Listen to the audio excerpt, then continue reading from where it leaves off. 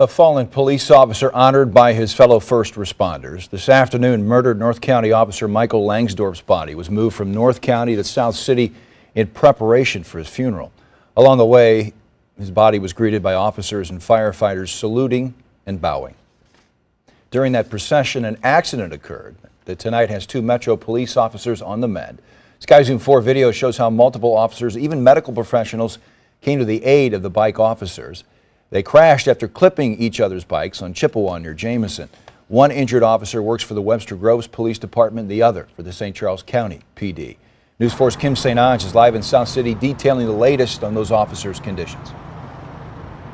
And we are at Hofmeister Colonial Mortuary, and right now this is where Officer Langsdorf's body is here, safely brought in after that procession that of course involved this accident here in South City. We know that one officer who was involved in that wreck remains hospitalized tonight here. That officer, by the way, is Corporal Rob Bell with St. Charles County PD. The chief spoke with me a few hours ago and told me he has multiple injuries, including a possible broken leg, but good news is the chief says his officer will be okay.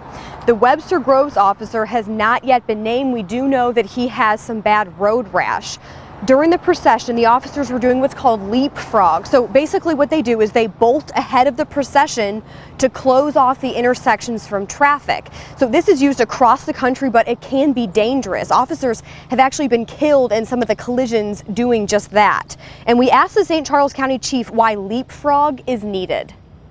We're responsible for the people we're protecting, so it's not just about us. Some may not be aware. I mean, we're making phone calls with anybody else hurt besides the officers, because it's a sworn and protect thing. It's not just us, so we're glad nobody else was hurt. And since Officer Langsdorf's funeral will actually be happening right here in St. Louis city limits, we were asking them, if they'll be using this similar procession, and we are still waiting to hear back. Of course, we'll keep you posted as soon as we do. Live in South City, Kim St. Ange, News 4.